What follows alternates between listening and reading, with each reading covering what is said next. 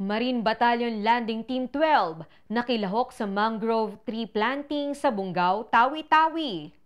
Pakinggan natin ang ulat mula sa ating tagapagbalitang mandirigma, Sergeant Arnel Balnao, Philippine Navy Marines. Marine Battalion Landing Team 12 nakilahok sa mangrove tree planting sa Bungaw, Tawi-Tawi.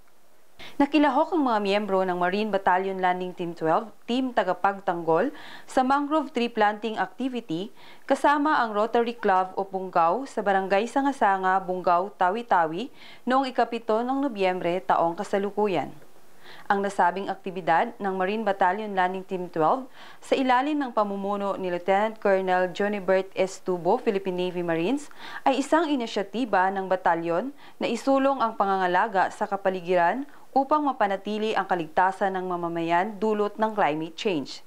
Isa rin itong paraan upang maiwasan ang pagguho ng baybayin at maaaring protektahan ang mga komunidad tabing baybayin laban sa malakas na alon at tsunami. Bukod pa dito, ay naging inspirasyon din ang mga Marines sa mga sibilyan na protektahan ang kapaligiran sa kani-kanilang lugar. Ako si Corporal MJ Hayahay, Philippine Navy Marines, ang tagapagbalitang mandirigma ng Marine Corps Public Affairs Office. Ito ang Balitang Mandirigma.